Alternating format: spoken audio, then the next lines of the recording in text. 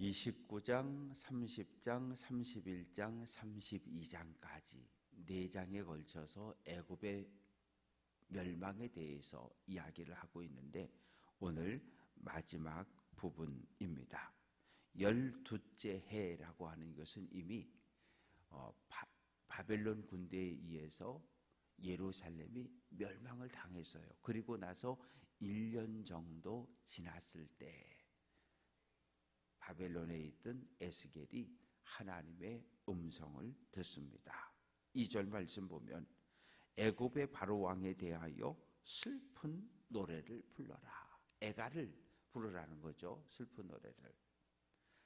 바로는 그 여러 나라에서 사자로 생각했다. 이 애굽은 언제나 강대국이었어요.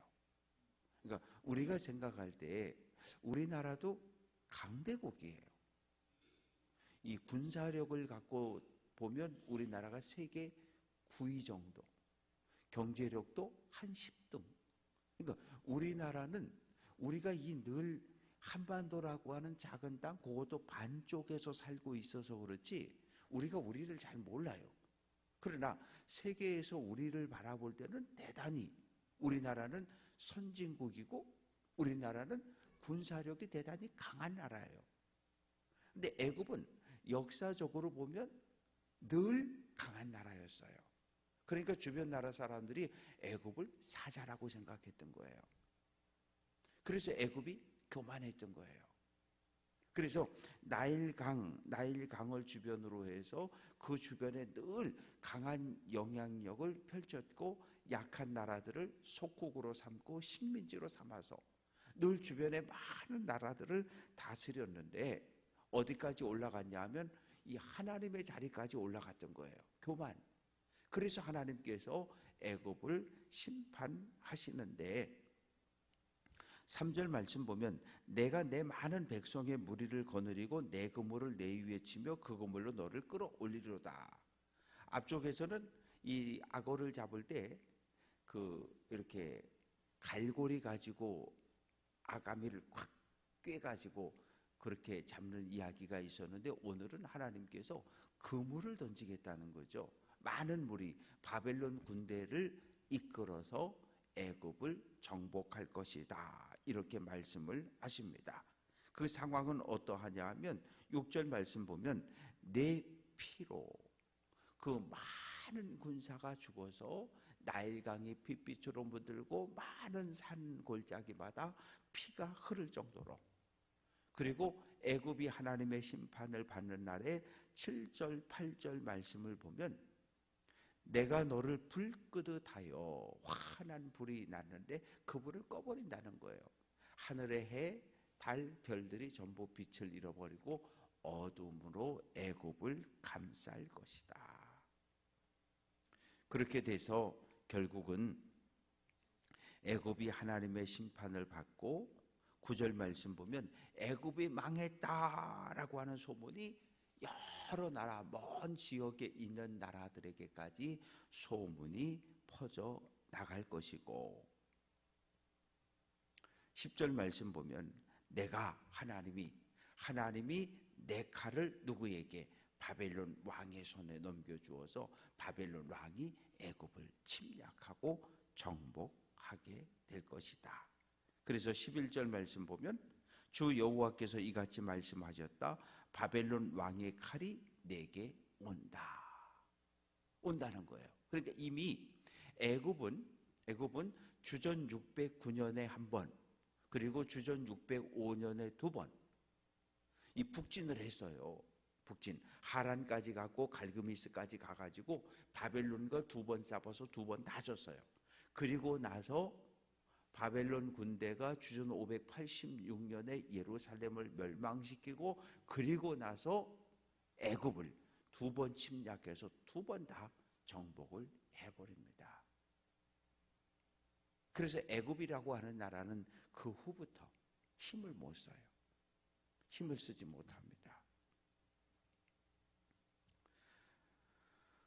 그래서 12절 말씀 보면 나는 네 무리가 용사고 모든 나라의 무서운 자들의 칼에 엎드러지게 할 것인데 그들이 애굽의 교만을 패하며 바벨론 군대가 와서 애굽의 교만을 꺾어버린다는 거예요. 왜? 하나님께 교만했기 때문에, 하나님의 자리에까지 올라섰기 때문에. 그래서 이 악어가 이 강에서 막 첨벙거리면 물이 더러워져요. 그 물을 깨끗하게 하려면 첨벙거리는 악어를 잡아서 끌어내야 돼요. 그리고 시간이 지나면 지저분한 것이 다 강바닥에 가라앉고 강이 깨끗해지게 됩니다. 그래서 14절 말씀 보면 그때에 내가 그 물을 맑게 하고 그 강이 기름같이 흐르게 하리라. 애굽의 교만을 꺾어서 나일강을 다시 깨끗하게 평온하게 만들 것이다. 이제 17절부터 마지막 절까지 말씀 속에 보면 17절에 여호와의 말씀이 또 내게 임하였는데 뭐라고 하냐면 18절 인자야 애굽의 무리를 위하여 슬피 울고 그와 유명한 나라의 여자들을 구덩이에 내려가는 자와 함께 지하에 던져라. 이 곡하는 여인들을 불러서 이 애굽의 멸망을 추모하라는 거예요. 슬퍼하라는 이야기입니다. 19절 말씀 보면 너희의 아름다움이 애굽의 영광과 애굽의 강한 군사력, 애굽의 경제력 모두가 참 대단히 뛰어나고 강한 나라였는데 어떻게 됐다는 거예요? 할례 받지 아니한 자와 함께 눕는다. 그 중근동에서 할례를 행했던 나라는 세 나라 정도 됩니다. 이스라엘, 애굽, 시돈. 이 세 나라는 전부 할례를 행했어요. 할례 받지 못한 자라고 하는 얘기는 수치스럽다. 수치스러운 죽임을 당하게 된다. 그런 이야기입니다. 그래서 21절 끝부분에 보면 곧 칼에 죽임을 당한 자들이 내려와서 가만히 누웠다 하리로다. 이 당시 사람들은 사람이 죽으면 땅속 깊은 곳에 죽은 사람들이 가는 세상이 있다고 믿었는데 구약 성경에는 음부, 스월 이런 표현으로 기록이 되어져 있어요. 여기는 지옥하고 좀 다른 개념인데 죽은 사람들이 가는 장소를 음부, 스월이라고 성경은 기록을 하고 있습니다. 거기 가봤더니 21절 말씀 보면 거기에 아수르와 그 온 무리가 있었다. 22절 거기에 아수르와 그 온 무리가 있었고, 그런데 아수르는 어떤 나라였느냐? 23절 끝부분에 보면 생존하는 사람들의 세상에서 사람을 두렵게 하던 자였다. 아수르 왕과 고관들이 살아있을 때는 주변 모든 나라를 침략하고 정복하고 큰 소리 빵빵 치며 살던 그런 왕과 고관들이었는데 애굽 왕과 고관들이 죽어서 내려가 보니까 아수르 왕도 거기 와 있더라는 거예요. 먼저. 그리고 24절 말씀 보면 엘람도 거기에 와 있더라는 거예요. 엘람이라고 하는 나라는 유프라데스 강과 함께 티그리스 강이 있는데 티그리스 강 유역에 있던 아주 강하고 전쟁을 좋아하는 호전적인 민족이 엘람이었는데 엘람 사람들도 엘람의 왕도 그 음부에 내려와 있더라는 거예요. 또 26절 말씀 보면 메색과 두발도 거기에 음부에 내려와 있더라는 거예요. 메색이라고 하는 나라는 이 두로와 교역을 하면서 한때 아주 큰 나라로 세워졌었는데 멸망을 당했고, 이 두발이라고 하는 나라는 소아시아 지역에 있었는데 아수르에 의해서 멸망을 당한 나라들이에요. 아수르에 의해서 멸망을 당했던 메색왕 두발왕도 그 땅 속에 와 있더라는 거예요. 그리고 또 27절 끝부분에 보면 용사들이 다 무기를 가지고 수월에 내려가서 자기의 칼을 베개 삼았으니 그 백골이 자기 죄악을 졌습니다. 그런데 수많은 발굴이 있었지만 백골, 이 머리 밑에다가 칼을 이렇게 베개처럼 받치고 장례가 된 경우는 아직 찾아보지 못했어요. 다만 단도나 칼들이 시체와 함께 나란히 이렇게 부장품으로 놓여져 있는 경우는 우리나라도 그렇고 중근동도 그렇고 계속해서 발견이 되어지고 있습니다. 또 29절 말씀 보면 에돔의 왕과 고관들도 음부에 내려와 있더라는 거죠.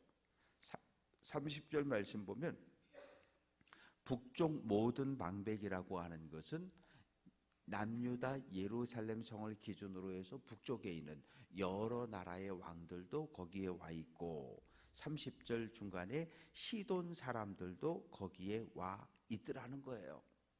그러니까 애굽 왕과 고관들이 바벨론의 침략을 받고 멸망해서 죽어서 음부에 내려가 보니까 아수르부터 시작해서 뭐 두로, 시돈, 메색, 두발 수많은 나라의 왕들도 이미 와 있더라는 거예요. 죽어서. 아수르에 의해서 멸망당한 나라도 있고 바벨론에 의해서 멸망당한 나라들도 있고. 그래서 31절 말씀 보면 바로가 그들을 보고 아수르 왕, 두발 왕, 메색 왕, 두로 왕, 시도 왕, 에돔 왕 여러 나라 왕들이 가보니까 이 사람들도 여기에 와 있네. 그것을 보고 위로를 받았다는 거예요. 위로를. 애굽 왕만 혼자 음부에 떨어진 것이 아니라 이미 멸망한 여러 나라의 왕들도 다 음부에 와 있다는 거예요. 그것을 보고 위로를 받았다는 거죠. 어떻게 보면 참 위로받을 일도 없다 그렇게 생각이 드는데 분명한 것은 애굽을 향한 하나님의 심판은 확정이 되어졌고 그리고 역사 속에서 바벨론과 두 번의 전쟁에서 두 번 다 패했고 두 번 침략을 당해서 바벨론 왕이 애굽을 통치하는 이런 일들이 역사 속에서 있었는데 그대로 이루어졌다는 이야기입니다. 그래서 에스겔 선지자의 예언이 그냥 거짓말이 아니고 실제로 현실 속에서도 그리고 역사 속에서도 그대로 이루어진 사건인 것을 우리에게 알려줍니다. 애굽이 하나님의 심판을 받았던 가장 큰 원인, 교만 때문이었어요. 하나님의 자리에까지 올라갔기 때문입니다. 그래서 하나님은 오늘도 우리에게 교만하지 말라 그러세요. 하나님의 자리에 그 어떠한 다른 신도 갖다 놓지 말고 하나님의 자리까지 올라오려고 하지 말고 언제나 예수님의 마음을 품고 겸손한 삶을 살아내고 하나님이 거룩한 것처럼 우리도 거룩한 삶을 살아가기를 기대하십니다. 바라고 소망하는 것은 오늘 한 날도 하나님의 말씀을 꼭 붙잡고 믿음의 길을 잘 달려갈 수 있는 귀한 성도들 될 수 있기를 주님의 이름으로 축원합니다.